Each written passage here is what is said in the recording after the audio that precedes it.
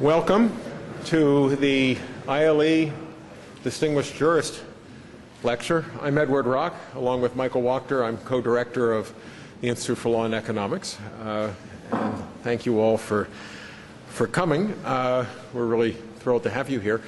As you all know, there are two main players in U.S. corporate law.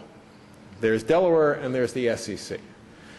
And for folks around here, given that we're 20 minutes up I-95 from Delaware, sometimes we think Delaware may be the lead and the SEC second. Other times, when you take a more global view, you might think the SEC is first and Delaware second.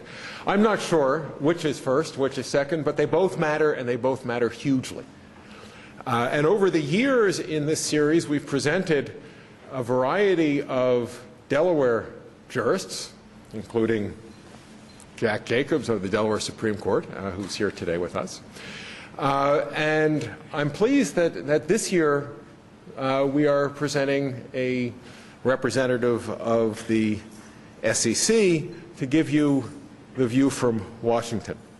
Brian Cartwright is the general counsel of the SEC, and as general counsel, he's at the hub of key questions that will shape corporate and securities law as we go forward, including the regulation of hedge funds, whether to regulate them, if so, how to regulate them, the regulation of mutual funds, the corporate voting system, a system that is hanging together with gum and duct tape, disclosure of executive pay, the SEC has been absolutely central at, and of course the implementation of the Sarbanes-Oxley reforms.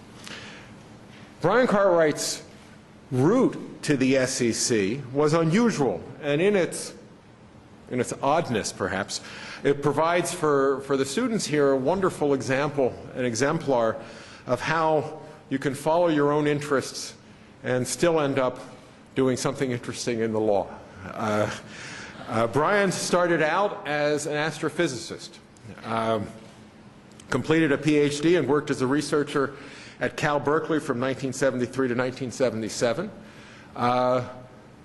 when he went to Harvard Law School, and where he won all the glittering prizes. He was president of the Law Review. He was a Sears Prize winner. You know, as somebody who didn't go to Harvard Law School, I don't know exactly what it means to be a Sears Prize winner. It means got really, really, really good grades. From there, he clerked for Malcolm Wilkey in the D.C. Circuit, and then for Sandra Day O'Connor on the U.S. Supreme Court. From the Supreme Court, he went to Latham and Watkins, starting out in the D.C. office, then spending most of his career at Latham in the Los Angeles office until he joined the SEC as general counsel in January of last year. As general counsel, he supervises 100 lawyers and advises the Commission on a full range of enforcement, policy, and organizational matters. From my perspective as an academic spectator, it seems to me there are four important, genuinely important jobs at the SEC. There's the general counsel, there's the chairman, there's the head of the division of corporate finance, and there's the head of the division of enforcement.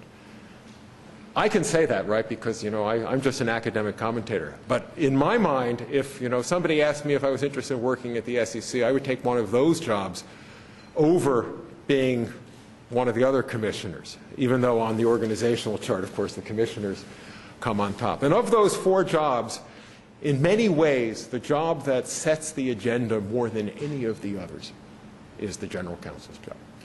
With that introduction, let me turn it over to Brian Cartwright.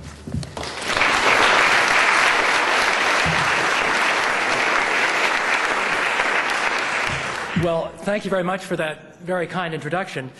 It certainly is an honor to be here today and part of this program. Frankly, it's quite humbling to join all of the other names that are on the list of my predecessors in this spot. It's a very distinguished group. I'm glad that the organizers have been generous in their interpretation of the term distinguished, and I'm delighted to be here. There is one formality I have to get out of the way. It's very bad if the General Counsel forgets to do this. I have to say that we're required by our rules to remind you that the opinions I have and might express today are my own. They are not those of the chairman, of the commissioners, of my colleagues on the staff, but my own alone. Those of us who work at the SEC are required to say that anytime we speak in public. Of course, sometimes SEC speakers simply can't avoid communicating perspectives that just might be relevant to the work of the agency. But I have to tell you today, in this setting, in this academic environment, I have no such intent. I'm sorry to disappoint any of you who might have come in the expectation that you would gain some intelligence about what we might be doing at the agency in terms of policy or actions in the next year or so, but I'm afraid you won't be getting any of that today. In fact, I want to kind of kick out the jams a little bit today and take a much higher level perspective on what's been going on in our markets and in regulation really over the last few decades, and then sort of peering out for the next few decades. My topic, as you know, is the future of securities regulation. That could easily really overfill an entire academic year of lectures, one every day. So, of course, I'm going to have to be highly selective, and to be completely candid, I'm going to be highly idiosyncratically selective in what I plan to talk about. And I will say that I understand that not everyone here is an expert in securities regulation, which is fine. So I'm going to try to avoid the technicalities, although, in fact, I think we all understand the force of the old cliche that the devil is indeed in the details. So even with those limitations, I hope that we can have some fun together considering some issues in the next 50 minutes or so. I think that's the classical period for a lecture, so I've kind of focused on that. Oh, and there's one more thing. If you were going to consider the future of securities regulation, you would almost have to focus on advancing technology and globalization.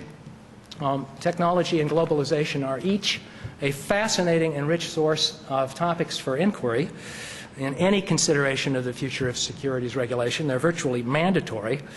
They would take up many months of that year-long course of lectures that I envisioned a moment ago, and perversely, I'm not going to discuss them at all. So I just thought I'd get that out of the way at the outset. But let's not tarry any longer. Let's plunge in. And what I'd like to start with is a group of closely interrelated trends that I call DRetailization. DRetailization. Now, I'm sure many of you, maybe even most of you, are thinking, DRetailization. If that were a word, which it isn't, it would be an ugly word. And of course, I think you're probably right on both counts. In preparing these remarks, I Googled DRetailization, and as I half expected, I got 0 hits, which isn't all that common with Google. Nonetheless, I think the term DRetailization captures and really succinctly describes trends that are no less important because they've been going on for decades and because they're lying out in plain sight. And I want to focus on that topic today. So what is it that I mean by DRetailization? I mean to refer, and we'll hit all of these so you don't have to capture this moment. I mean to refer not only to the dwindling percentage of retail investors in some of our key existing markets, but also to the exclusion of retail investors entirely from some of the most important and dynamic new trading markets and new asset classes. DRetailization has many aspects, and let me illustrate by pointing out some of the most important. First, let's consider the direct ownership of shares of stock in public corporations. In the United States, retail investors own a much smaller percentage of publicly traded stock than they used to. The estimates vary, but widely cited sources put retail stock ownership in 1950 at more than 90%, 90+%.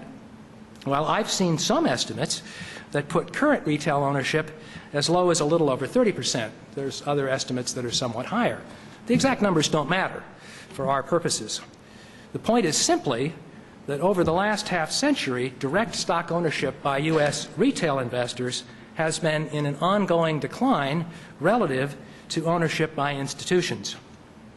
Institutional ownership used to seem almost irrelevant.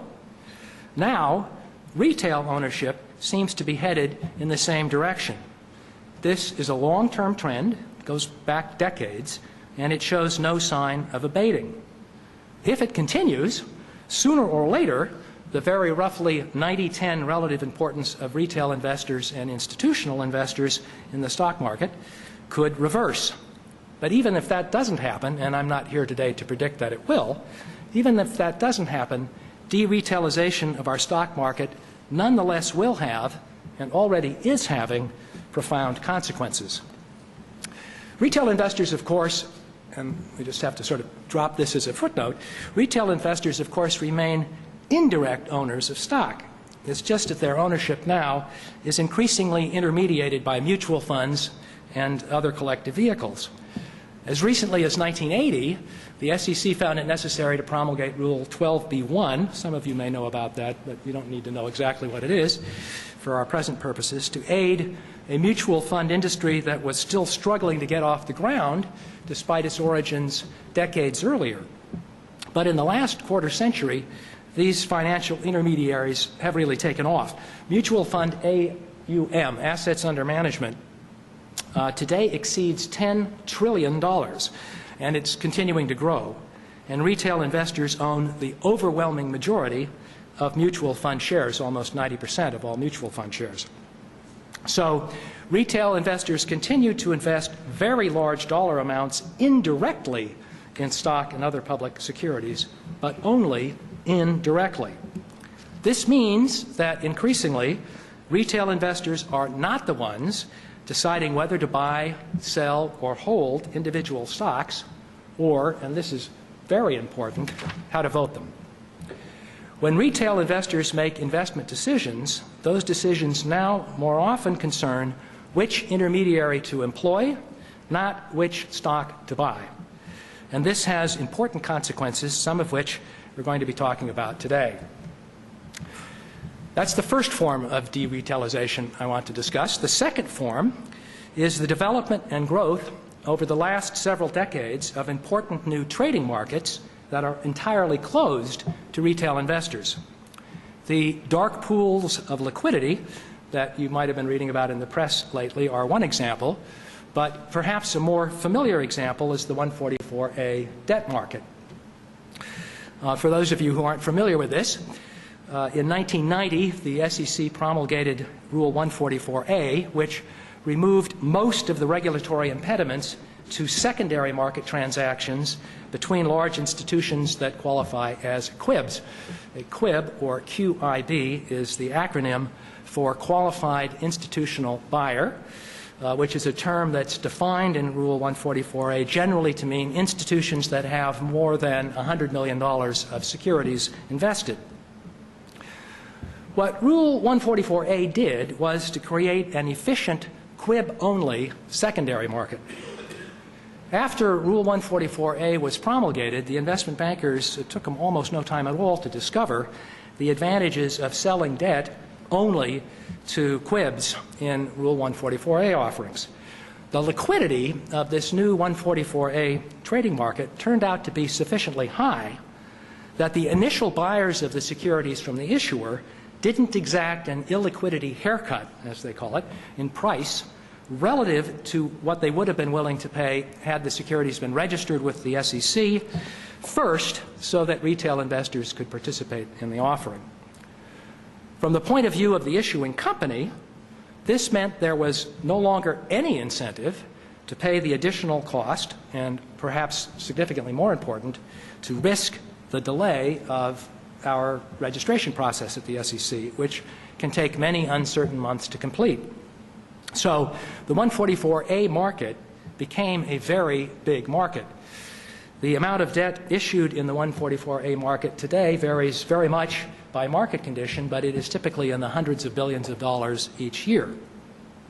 What's important for our discussion today is that by definition, this is an institutions-only market without retail participation. Until now, as I was emphasizing because I kept saying debt, debt, debt, until now the 144A market has been restricted mostly to debt and not much used for equity, hardly at all for equity, sometimes convertible debt, but very rarely for straight equity.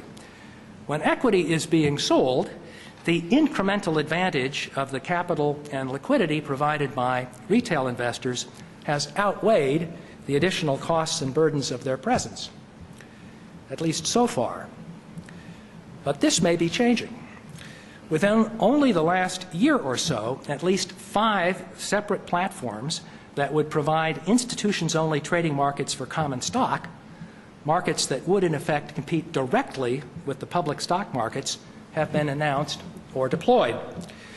As has been reported in the press, Goldman Sachs, Bear Stearns, JP Morgan Chase, and NASDAQ each now have such an offering of their own, and 8 other major financial institutions, Bank of America, Citigroup, Credit Suisse, Bank of New York Mellon, Lehman Brothers, Merrill Lynch, Morgan Stanley, and UBS, have joined together in a consortium to form another platform in this space.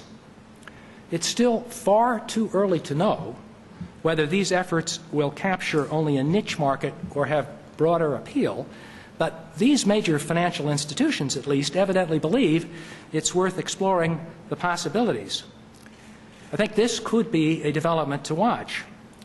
And if the additional capital and liquidity contributed by retail investors in the public markets continues to dwindle in the coming years, it's natural to expect that institutions-only trading markets could become increasingly prominent, even dominant, given the added compliance costs and litigation risks retail investors bring with them, costs and risks that don't end when the securities are issued, but are ongoing as long as the securities held by retail investors are outstanding. So far we've talked about 2 forms of DRetailization: the shrinking percentage of direct retail investors in the stock market and the development of institutions-only trading markets that exclude retail investors entirely. Yet a third form of DRetailization is the development of new and dynamic asset classes that also exclude retail investors entirely. This form of DRetailization also is a decades-long trend. And you know about all of these. Let's start with venture capital.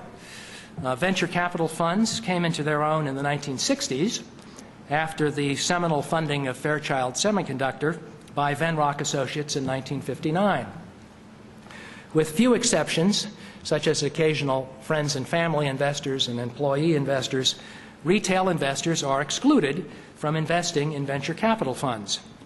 Venture capital funds, however, have become indispensable as one of the most important drivers of innovation and growth in our economy, and as important and high return asset class for institutional investors.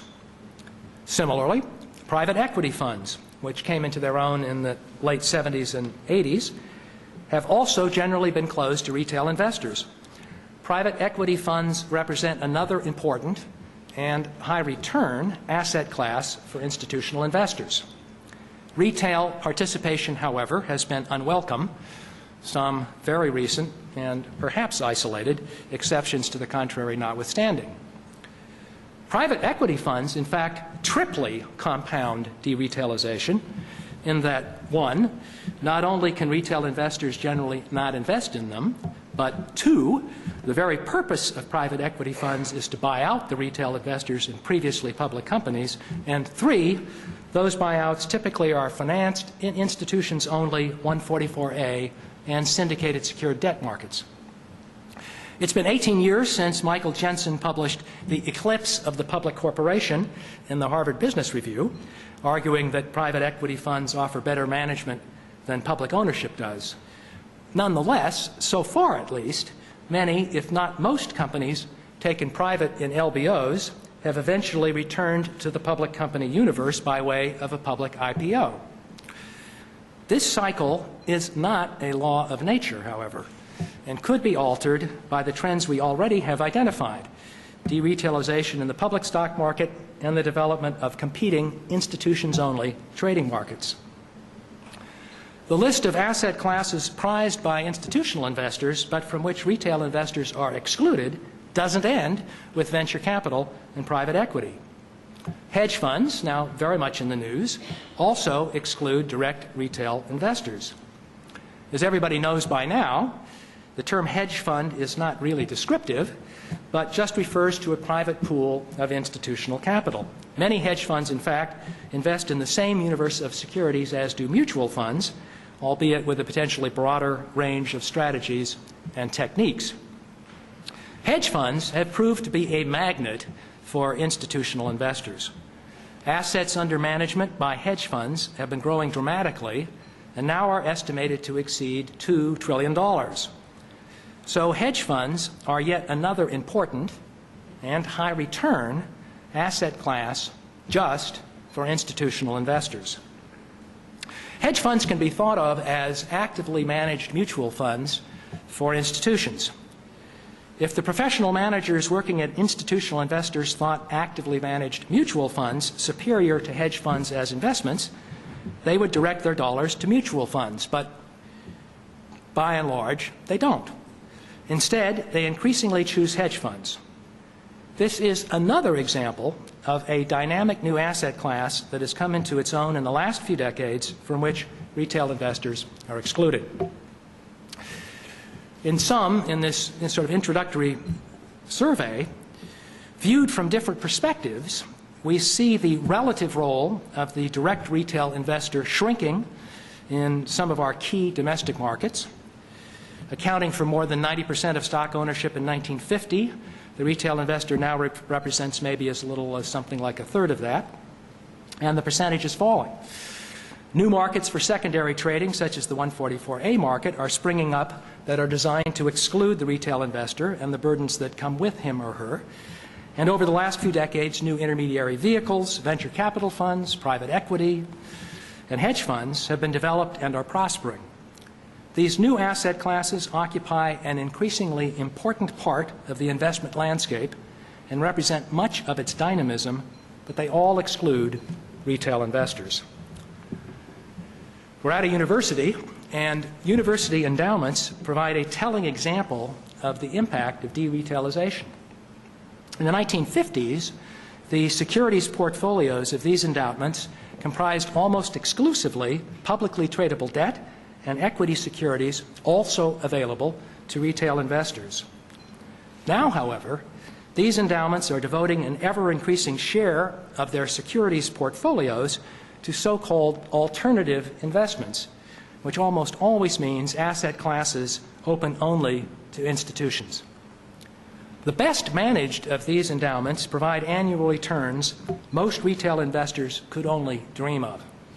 Exceptional professional management undoubtedly is part of the reason for these returns. But part of the reason also is that these endowments have access to the more attractive new asset classes and vehicles from which retail investors are excluded. Not only are these asset classes high return, but their risks often are sufficiently uncorrelated with each other and with other asset classes, so their presence substantially increases the expected portfolio return without unduly increasing overall portfolio risk. Most retail investors, however, simply cannot assemble a portfolio with the desirable diversification and return characteristics available to institutional investors.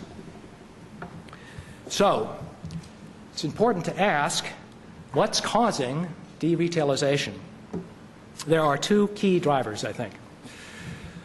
First, back in 1950, when retail investors represented 90+% of the direct investment in our stock markets, investing was a much simpler proposition. Apart from the opportunity to devote greater time and attention to the effort, professional money managers really didn't have obvious advantages over the do-it-yourselfer. That's no longer the case, and individual investors intuit the difference. Our understanding of markets has become far more sophisticated and, frankly, mathematical over the ensuing decades.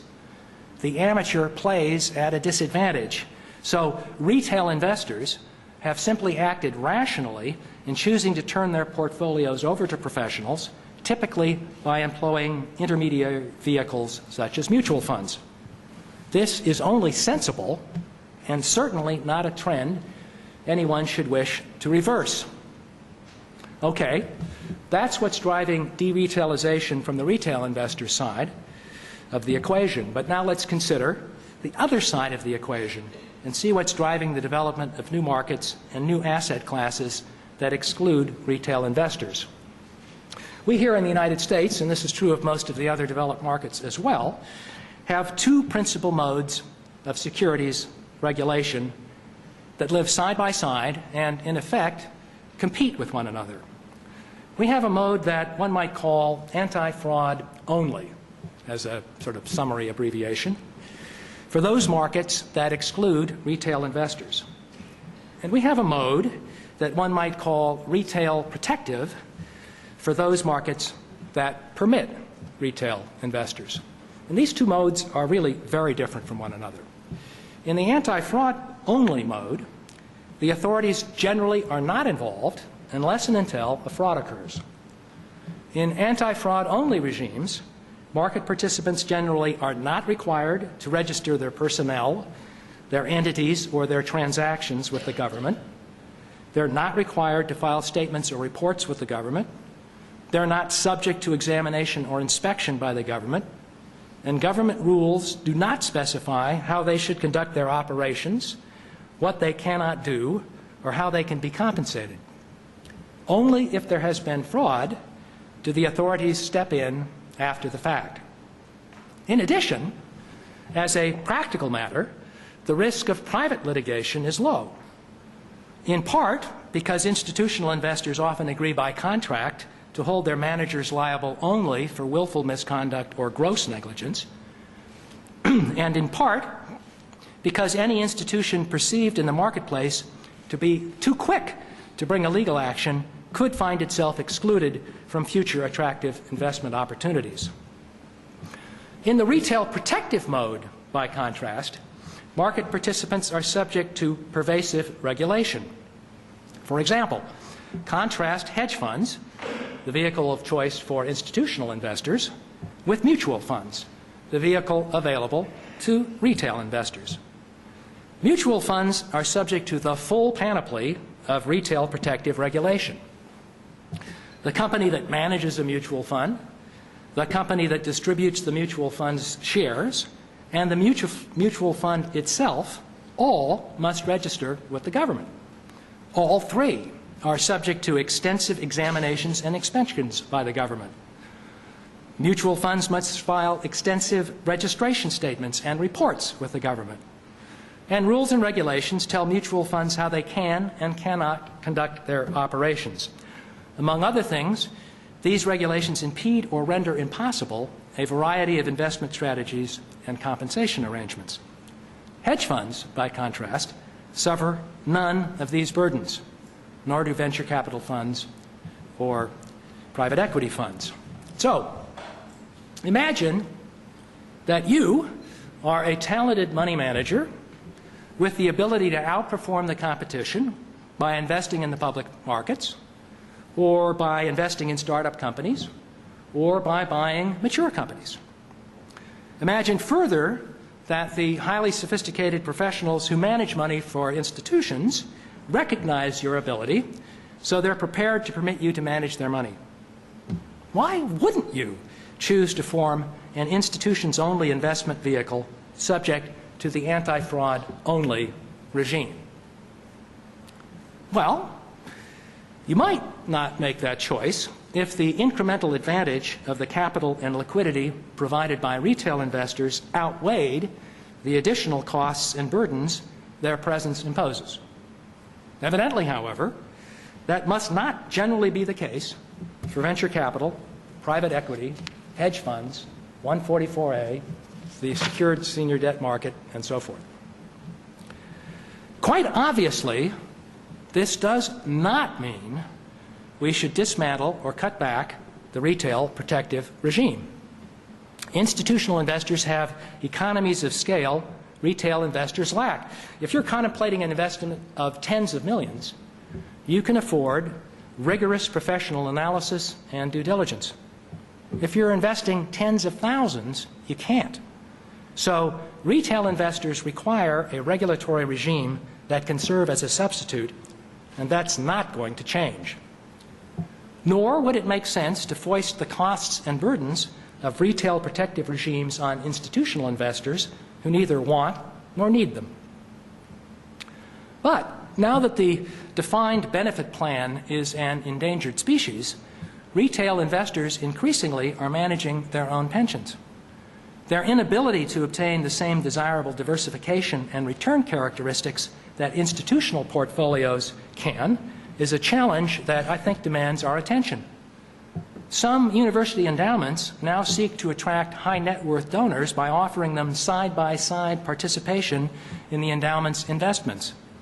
We need better solutions and more broadly available solutions than that. Okay? Now that we've examined the DRetailization phenomenon, I'd like to use the balance of this lecture to discuss some of its other consequences. Let's start with, naturally enough, institutionalization. Institutionalization, of course, is just the flip side of DRetailization. If direct investment by retail investors is declining, the role of institutional investors is correspondingly growing. And it seems likely this trend will continue. So we need to focus on who these institutions are, what new issues their increasing dominance presents, and really what they're up to. Institutionalization presents, I think, two principal new challenges, at least. The first results from the increased concentration of ownership in the hands of fewer and fewer institutions, some of which may not have purely economic motivations. The second results from the need to provide retail investors who increasingly invest only through these intermediaries with the necessary tools and protections to do so more wisely. Let's take those in turn, and let's start with concentration. With DRetailization comes increased concentration of ownership. We typically imagine our major markets as comprising innumerable atomic participants, each too small to have a meaningful individual influence. We imagine ownership to be widely dispersed and the action of the market to be the product of the wisdom of almost countless anonymous decision makers. But even today, that's no longer entirely so. And if current trends continue, it will be even less so in the future. I've seen estimates that America's 100 largest money managers together now hold something like 60% of all stocks. 100 largest money managers, 60% of all stocks. Once again, the precise numbers don't matter really. It's only the general order of magnitude that we're interested in today. Think about what that means. Suppose you could get a decision maker with authority from each of those money managers to attend a meeting. Wouldn't need a very big room. You could book the smallest seminar room in the hotel. 10 rows of 10 seats each would suffice. And with their 60% stake in the entire public company universe, assuming that's the right percentage, those 100 decision makers could, especially if they chose to act together, wield remarkable influence over all our lives. We need to begin focusing on who those 100 decision makers are, especially if they might act in concert or in conscious parallelism. If essentially all are public corporations the engines of our economy, may be influenced or controlled by a small roomful of people, it's time to take a close look at who they are and what motivates them and to whom they are beholden. Increasingly, we need to ask questions like, what safeguards assure that the managers of these intermediary institutions are not executing their own non-economic agendas driven by motivations unrelated to the best interests of those whose assets they manage, or to the best interests of the economy and the citizens of the nation at large? To what level of accountability and transparency are they subject, or should they be subject? In short, we may need to start worrying not only about the governance of the companies in the Dow Jones Wilshire 5000, but about the governance and collaboration of the largest 100 institutional owners who increasingly will influence and control the Dow Jones Wilshire 5000.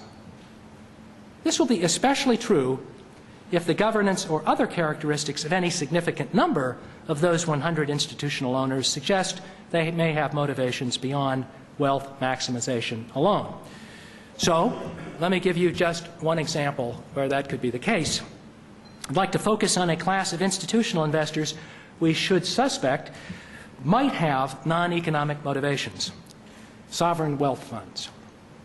Sovereign wealth funds are just beginning to attract public attention, and well, they should.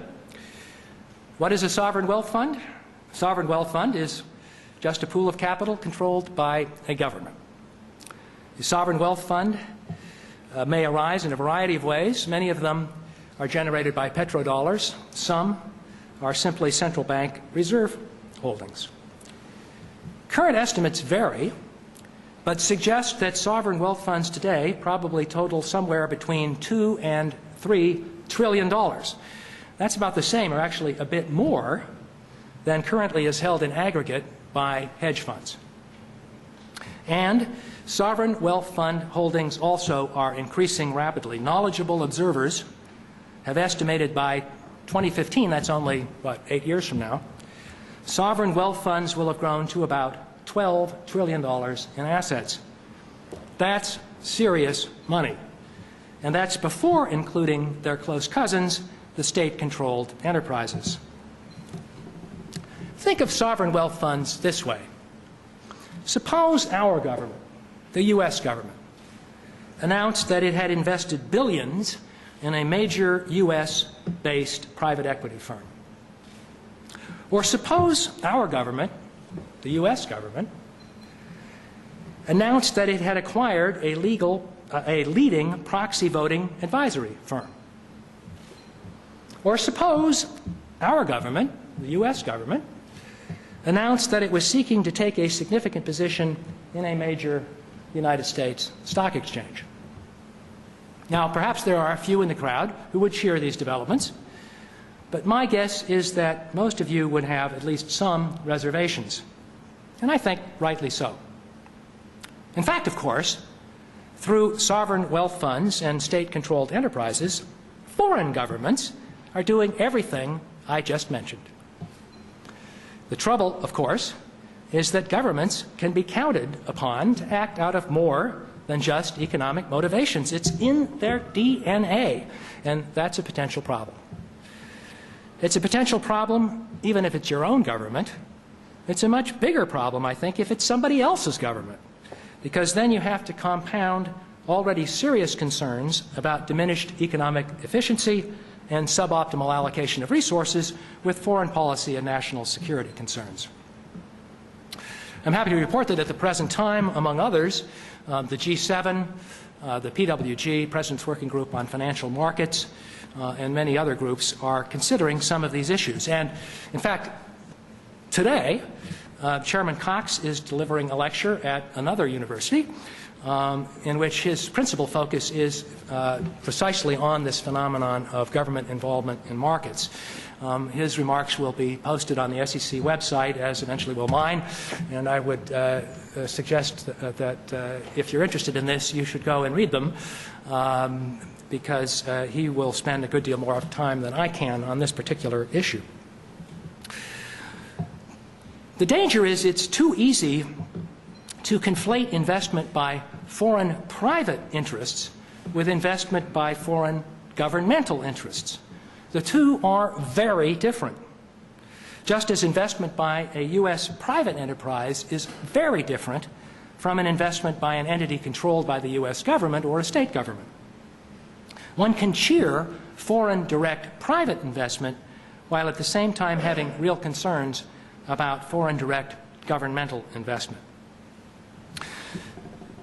So sovereign wealth funds and their cousins, the state-controlled enterprises, are one example of a class of institutional owners whose behavior can be expected, I think, to reflect, at least in part, at least some of the time, non-economic motivations. Any other class of institutional investor, of course, that has objectives beyond maximizing financial returns and has a substantial fraction of all the stock ownership as a category would pose similar issues. Before DRetailization took hold with a vengeance, we could rely on the workings of a market comprising countless atomic actors to shield us from the distorting effects of non-economic motivations.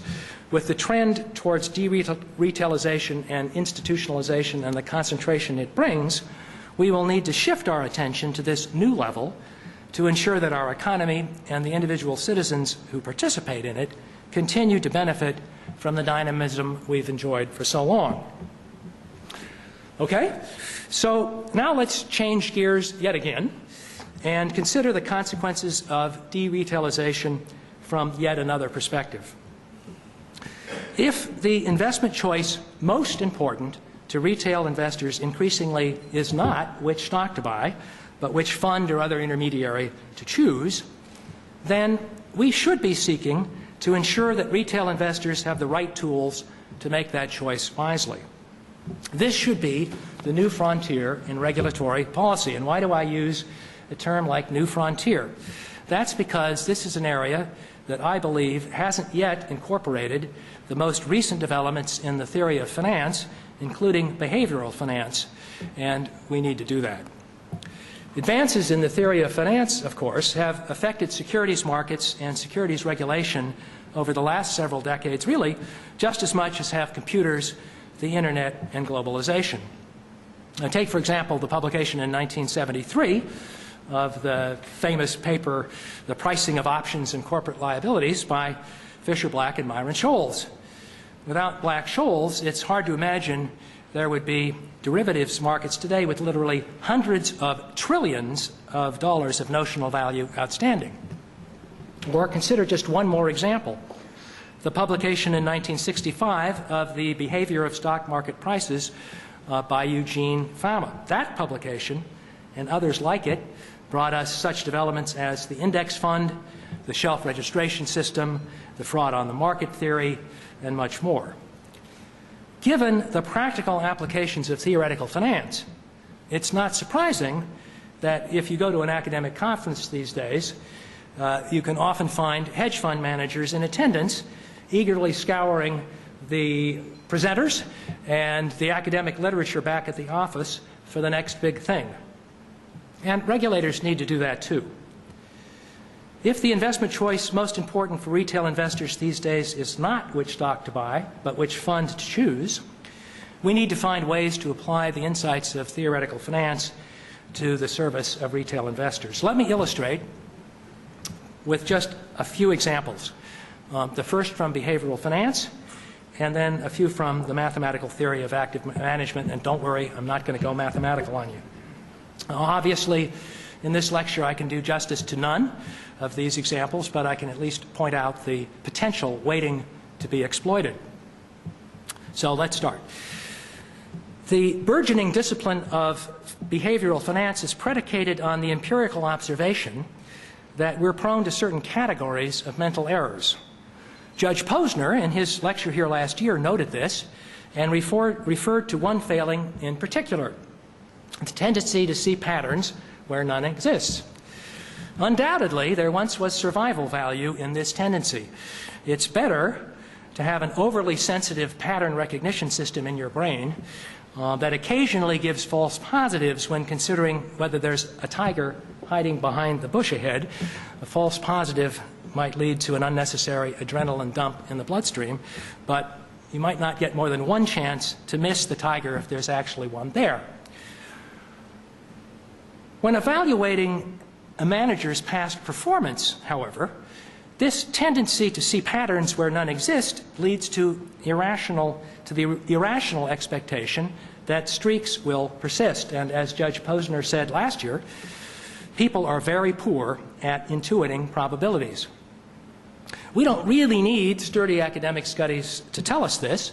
We know it from our own experience, but sturdy academic studies, in fact, there are, and they inform us that just as many gamblers erroneously believe in hot streaks and cold dice, many investors believe a mutual fund that shows past performance better than an appropriate benchmark index is much more likely to continue to outperform in the future. Countless academic studies, however, have shown that very often such outperformance, in fact, fails to persist. Determining whether there's a statistically sound basis for concluding that a fund's past performance resulted from skill, and not just luck, however, requires not only sophisticated statistical techniques, but also access to information, the detailed and complete trade and position records that are not required to be made public. So in most situations, it's actually impossible, even for an investor with sophisticated statistical tools, to tell from the publicly available past performance data whether a fund manager's past results more likely reflect skill or just luck. Nonetheless, investors understandably want past performance information. What else is there that's as interesting? So we at the SEC require funds to disclose their 1, 3, 5, and 10-year historical return data. Then we require them to tell investors that past performance doesn't necessarily predict future results, which of course is the only reason past performance would be of any interest at all to a new investor. So how does this work in practice? Well, outperformance, we know, is an asset magnet. The dollars flow to the funds that show records of outperformance. Given that we know that people routinely give undue credence to the predictive power of streaks, and given that we know that fund outperformance often fails to persist, shouldn't we be encouraging mutual fund managers to explore how statistical tools might be used in appropriate cases to give investors more reliable indications whether there's any sound reason to believe a fund manager is skillful and not just lucky? If we did, in many cases, a fund's past performance might not differ from that of a relevant benchmark sufficiently to demonstrate skill. In other cases, there would be solid evidence of skill. Shouldn't investors know that? If you invested in mutual funds, wouldn't you like to know that? I suspect you might. Okay, here's another example. And this will be my last little group before we wrap this all up, so the end is in sight, the reception is on the horizon. Let's perform a thought experiment that I think you'll find illuminating. Let's imagine that you have a nice balance in your 401k account. Some of you may be a little too young for that, but others of you might, and have allocated a portion of your 401k account to stocks. Let's further imagine that you've been persuaded that the stock market is pretty efficient, so that you've decided to put the majority of your funds in an index fund that tracks the S&P 500. But let's finally imagine that you nonetheless also believe that you may have identified a hedge fund manager who just might be able to outperform the index, so you'd like to put a modest fraction of your portfolio with that manager. Of course, in the real world, if you're a retail investor like me, you couldn't get into the hedge fund. But since this is a thought experiment, we can wave our magic wand and presto, you're in. In short, your portfolio, as we've imagined it, in your portfolio, you've got most of your money in an S&P 500 index fund and a lesser amount in a hedge fund that takes long positions in some S&P 500 securities and short positions in others. So, as a result of these two investments, what's your total net position when you consider both of them together? Well, if the hedge fund is long in a stock, then that position is added to the indexed position. But if the hedge fund is short a stock, then that position is subtracted from the indexed position. So your total net position is just a portfolio that, relative to the S&P 500, is overweighted in the stocks the hedge fund is long in and underweighted in the stocks the hedge fund is short in. Okay? That means that your total net position looks a lot like most actively managed large cap mutual funds, overweighted in some stocks, underweighted in others relative to the S&P 500. In fact, let's now imagine that you didn't go to the bother of buying a separate index fund and a separate hedge fund. Let's just assume instead that you decided to buy a single actively managed large cap mutual fund. If you knew the over and under weightings of the S&P 500 stocks held by your new actively managed mutual fund, you could then simply mentally reverse the process I just described and deduce the portfolio of the virtual hedge fund concealed within your actively managed mutual fund. At any one moment in time, at least, all that is required is subtraction. Conceptually, the actively managed mutual fund portfolio minus an S&P 500 portfolio of the same size equals the virtual hedge fund concealed inside your mutual fund. So, an actively managed large cap mutual fund can be viewed as just a combination of a virtual index fund and a virtual hedge fund. You with me? I hope so. The purpose of the virtual hedge fund is, of course, why you chose active management. If there were zero holdings in the virtual hedge fund, no overweightings, no underweightings, then you would have only an index fund. Unfortunately, in real life, this decomposition of a mutual fund into the sum of a virtual index fund and a virtual hedge fund can be accomplished only by someone in possession of all the detailed and complete trade and position information for the fund, information that funds are now required to make public only in snapshot form once a quarter. Analysts with access only to publicly available data must struggle along with statistical techniques to try to estimate what really happened, and that's very limiting, and it really doesn't work all that well. Nonetheless, as some of you may be aware, academics have attempted such analyses. And it turns out to be quite useful to think of an actively managed fund this way. First, for example, this way of looking at things focuses a bright light on the fees and expenses attributable to the virtual hedge fund. The fees and expenses of the virtual index fund should be consistent with the very small fees and expenses one would expect to pay for a real index fund of the same size.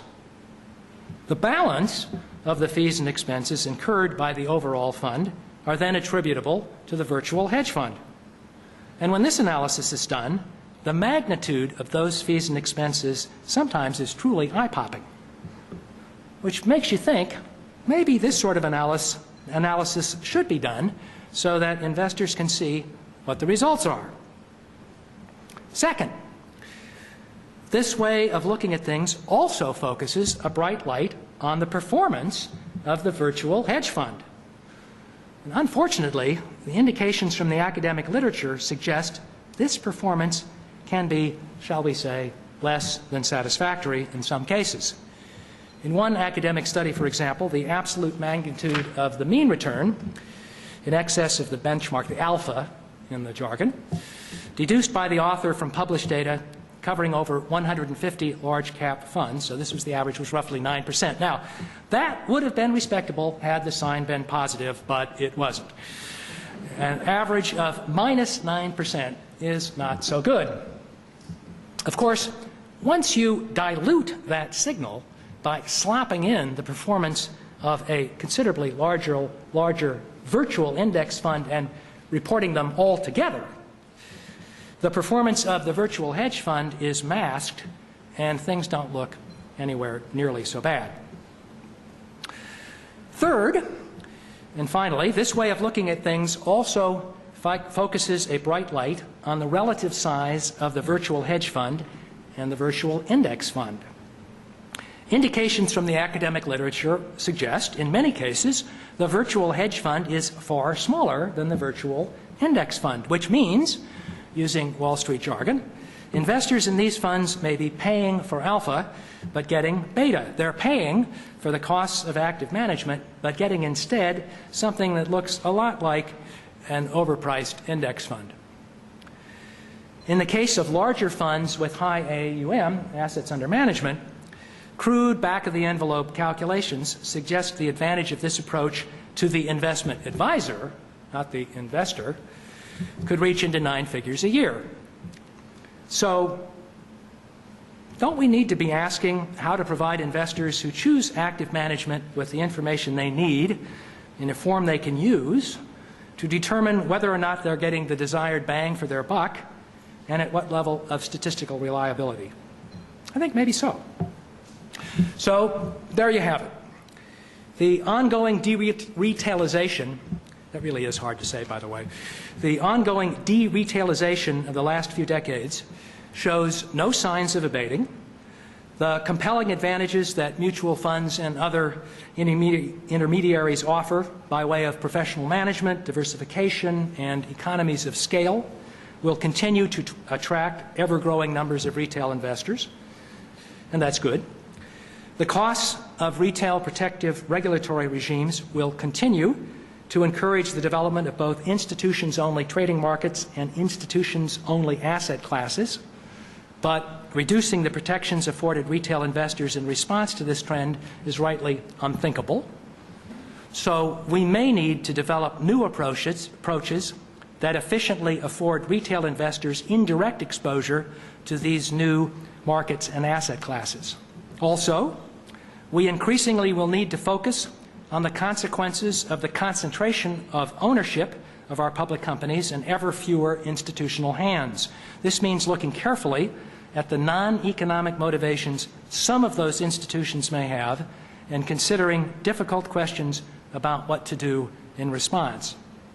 In addition, as the choice that matters most for retail investors increasingly is which mutual fund or other intermediary to buy, not which stock to buy, we will need to bring all the latest tools from behavioral finance and elsewhere in finance theory to bear in the service of those investors.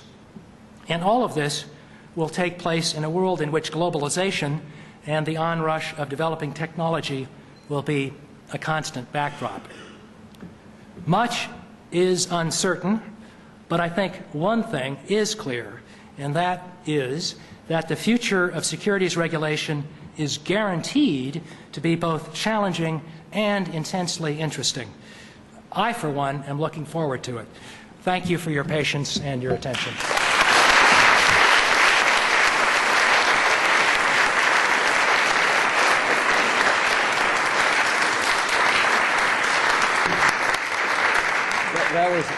That was absolutely terrific. Thank you. We have time for some questions, if you don't mind taking them. And over here.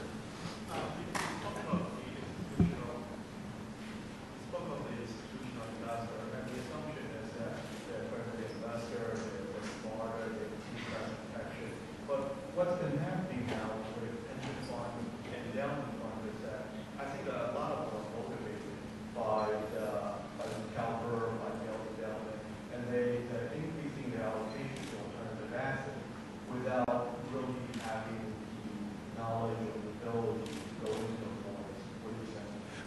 Well, the institutional investors come in many, many different flavors, sizes, capabilities, and the like. And I think there are some categories of institutional investors where the kind of concern that you're describing are greater than some others. We saw, just looking back in history, what happened in Orange County in the latter part of the last decade. And you get the sense from that incident that, at least in that instance, you had an institutional investor that probably wasn't up to the task of managing money at a sort of institutional level. So I think there are concerns of the sort that you're describing.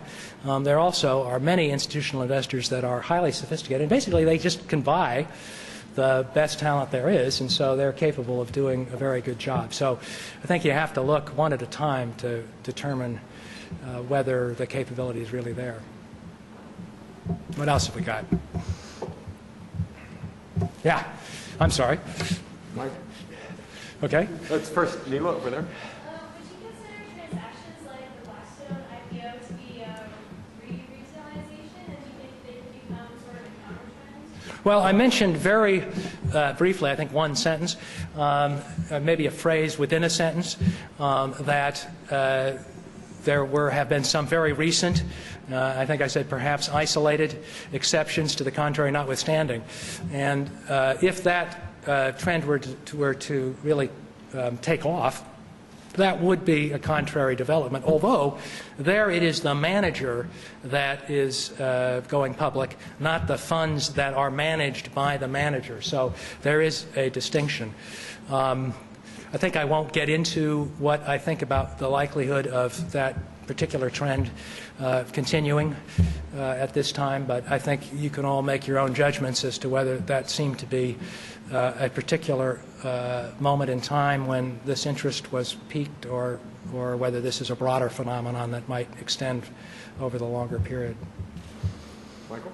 You would be very careful in not trying to tell us what caused the DRetailization. Although certainly embedded in your talk is the idea that a lot of it, or at least some of it, could have been driven by the regulatory apparatus, which raises the cost for investors to put money in one vehicle or the other, or people to offer their funds in one vehicle or another. It's certainly, I'm going to end on questioning whether one would want to get rid of the entire retail protective environment.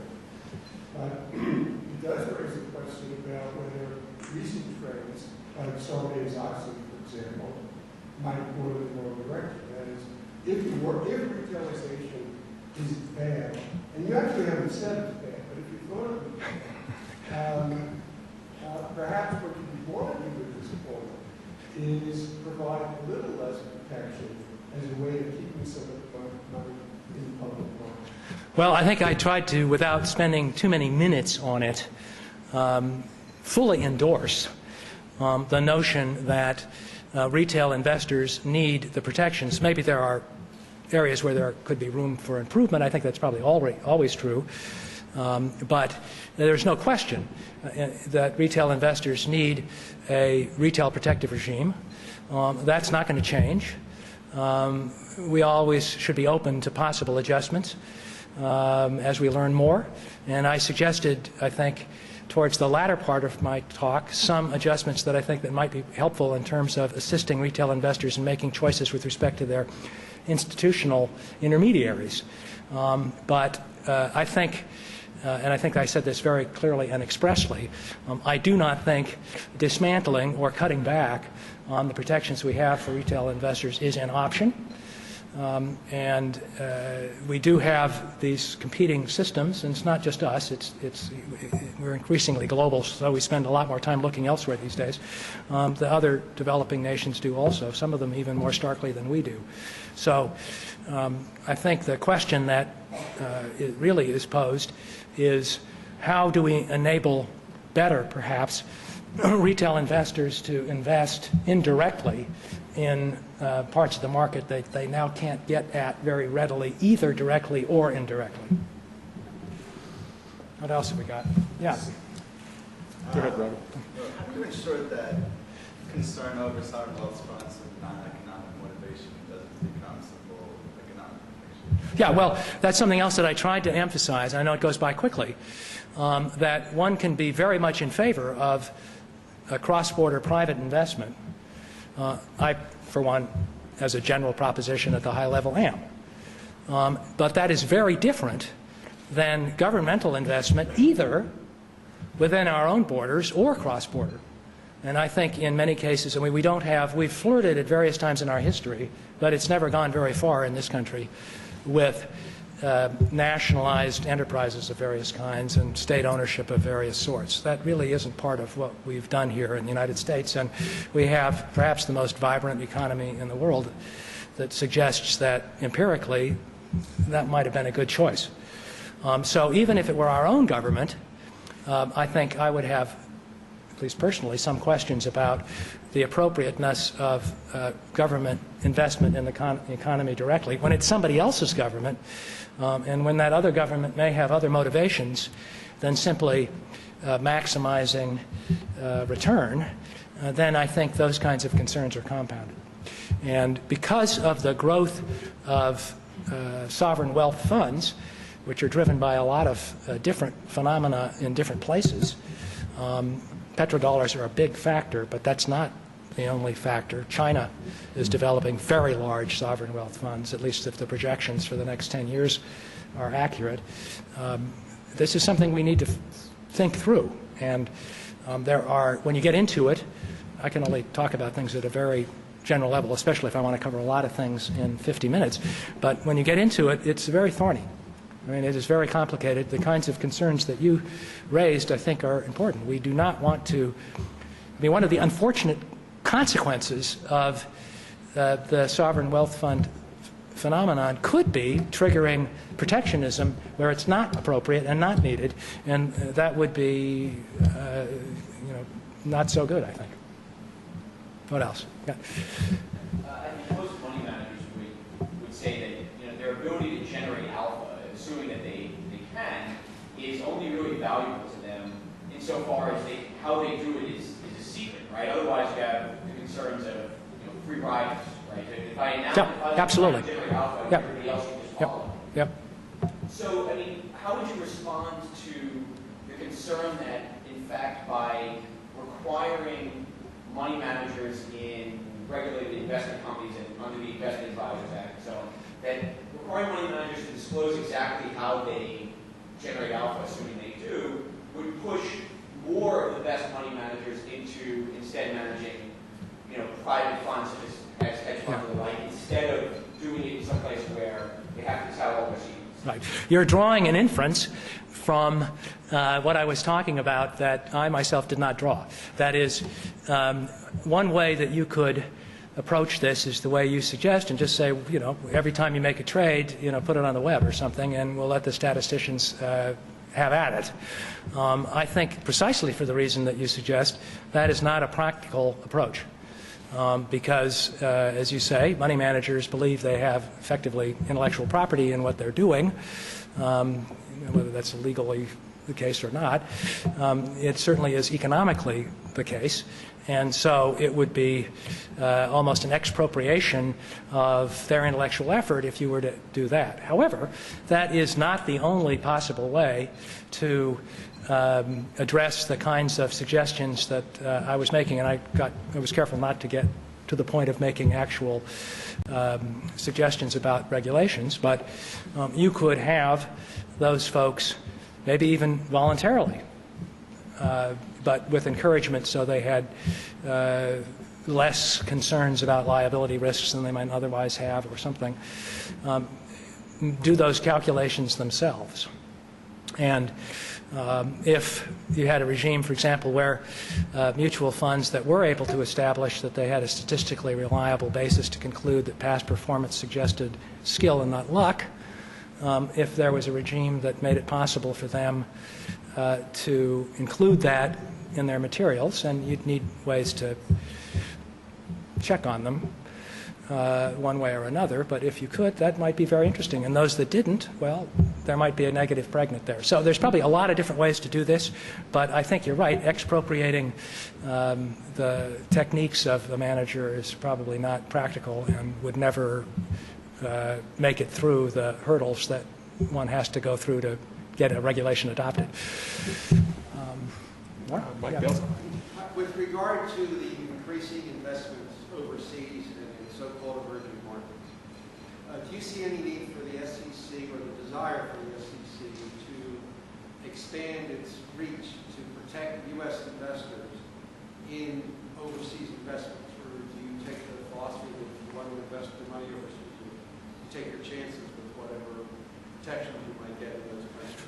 Yeah, I carefully stayed away from globalization, although it is probably, absolutely top of mind these days, and it has so many different ramifications.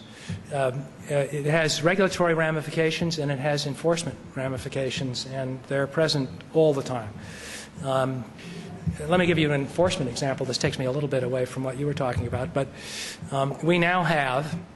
You all know what a pump and dump scheme is, right? That's where you, if you're an unsavory character, acquire a position in some very thinly traded obscure stock. You then tout that stock, put out blast emails with bogus information, press releases that are false about big contracts the company just landed, whatever.